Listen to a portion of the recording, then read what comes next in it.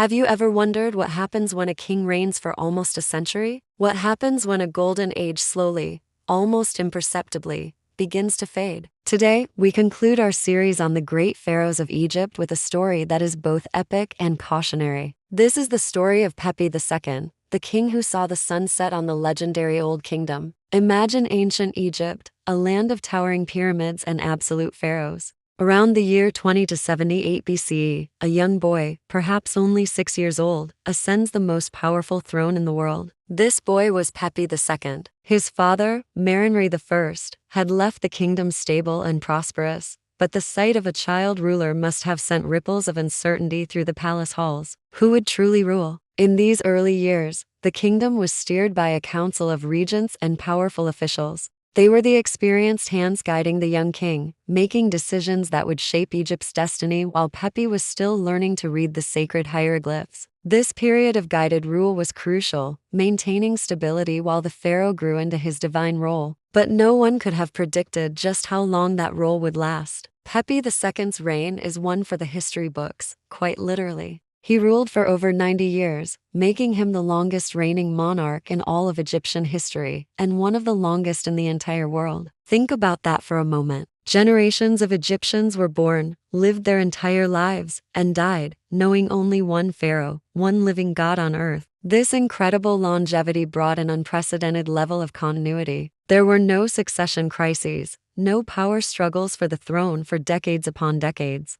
The machinery of the state kept humming along, a testament to the system the Old Kingdom had perfected. However, this long, slow reign had an unintended side effect. Like a mighty river slowly carving a canyon, time began to erode the foundations of centralized power. Far from the capital, in the provinces, local governors known as nomarchs started to gain more and more independence. Their positions became hereditary, passed from father to son, creating local dynasties that were loyal to the pharaoh, but also increasingly powerful in their own right. They began building their own grand tombs, a privilege once reserved for royalty, signaling a shift in the balance of power. At the same time, the influence of the priesthood, especially the powerful cult of the sun god Ra, continued to grow, weaving itself ever deeper into the fabric of the state. The long reign that ensured stability also planted the seeds of decentralization. Despite these growing challenges under the surface, the Egypt of Pepi II's time was still a land of immense wealth and power. The kingdom was a hub of international trade. Expeditions pushed south into Nubia, returning with caravans laden with gold, ivory, and exotic goods. Trade routes to the Levant brought in precious cedar wood, essential for shipbuilding and grand construction.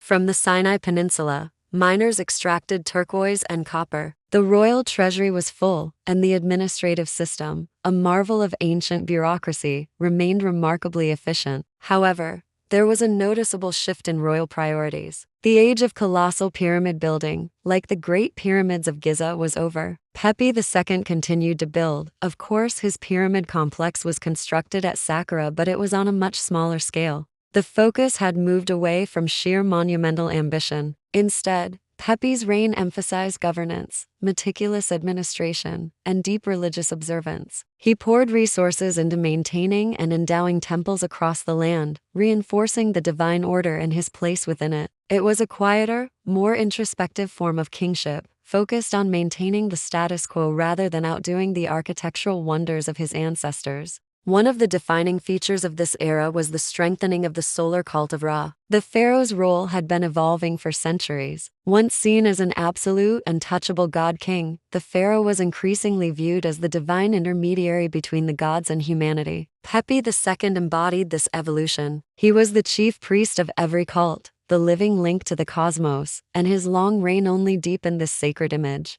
As the cult of Ra grew more influential, so did its priests. They gained land, wealth, and political sway, becoming a powerful faction within the state. For now, the pharaoh retained ultimate authority. His word was law, but the cracks in that absolute authority were beginning to show. Power was becoming a negotiation, shared between the crown, the regional governors, and the temple hierarchies. Now, we arrive at the twilight of an era. As Pepi II grew ancient, so did the Old Kingdom itself. After 90 years on the throne, the centralized power that had defined this age had weakened significantly. The local governors, once mere appointees of the king, now acted like minor kings in their own provinces. The priests controlled vast estates and commanded immense respect, sometimes rivaling the pharaonic court. The absolute, unquestioned authority of the pharaoh had eroded. When Pepi II finally died, around 2184 BCE, it was more than just the passing of a king. It was the end of an entire chapter in Egyptian history. The Old Kingdom, the age of pyramid builders, of divine kings and a unified state, was over. So, why does the story of Pepi II matter so much to us today? His reign is a powerful case study in leadership and the nature of power itself. It shows us that extreme longevity, while seeming like a recipe for stability, can also lead to stagnation and the slow decay of central control. It reveals how the very concept of kingship can evolve, shifting from absolute, solitary rule to a more complex system of shared authority with religious and administrative powers.